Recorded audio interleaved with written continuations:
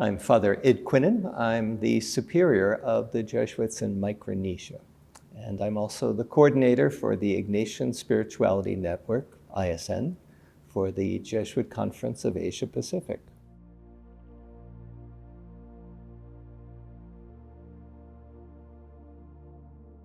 It's been in existence for 9 years. It was a project that Father Tony Moreno began at the support of the Jesuit provincials of Asia Pacific. And the idea being that could we bring together the various programs of Ignatian spirituality to have a structure where we would support one another, we would share best practices, we would help to introduce programs that were successful in one region to another, and that there could be a supportive community behind Ignatian spirituality.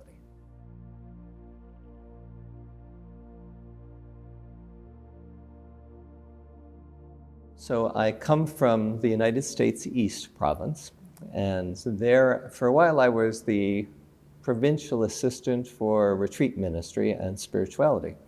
So I've done a good amount of work in retreat ministry. I was the director of a retreat house and did some formation program for young Jesuits, laity, diverse backgrounds, to give them an understanding of Ignatian spirituality and to mentor them in doing retreats. So I've spent probably 30-some years doing retreat ministry.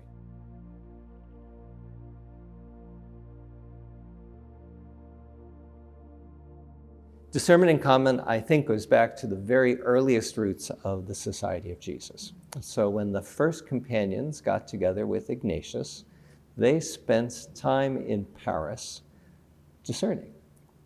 And this was not individual discernment, this was communal. And so the tool they used was spiritual conversation. They spent many weeks sitting with one another after their prayer, sharing their prayer, and then that shifted to action, decisions.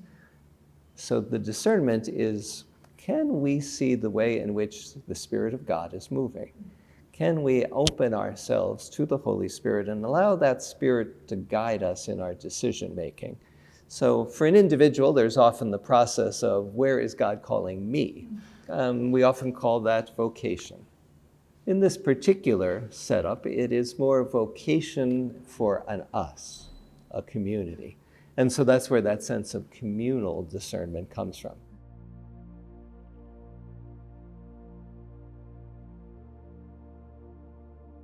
We have a process that we've developed. So it's this kind of thing where we do 3 rounds of conversation. The first round is for each of us to share our individual movements of spirit. What are we hearing? Where are the places that we feel, no, that's sort of getting us off course, and the other places where we're, oh, that's rich. We really feel the full presence of the Spirit. From that, the second round is the way in which it comes together, and we have the shared experience. So it's going from the me to the us, and how is God moving us? The third round is sort of more of a free-for-all. That's where we can have the opportunity to do more of brainstorming about how the action would come next. So we might come to a conclusion, but I think oftentimes our goal is decision.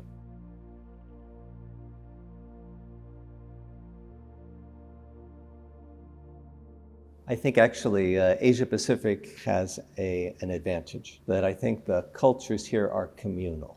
So the Western cultures often focus on the individual, and so to get to the us takes a lot more effort. When I've been doing formation with different communities, I find that Asia Pacific has an easier time moving to the us. Oftentimes it's getting people to speak about their personal experience that be more challenging. They're not quite sure how it'll be received. There can be generational dynamics where the elders are the ones who speak. The young might be less inclined.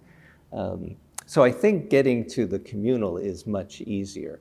A challenge is that moving across cultures, because oftentimes a country is going to have more than one culture present, and then more than one language present. But I think once they get comfortable, it has a great strength to it. I was doing this with a group in Southeast Asia, and so we had representatives at 3 different communities.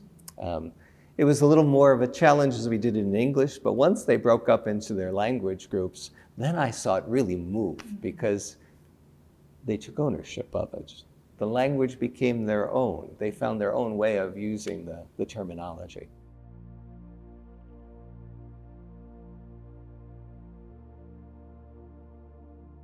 Well, I think since many of the facilitators who were at the synod came from the Jesuit background and were comfortable in doing spiritual conversation, that became a prime tool for them.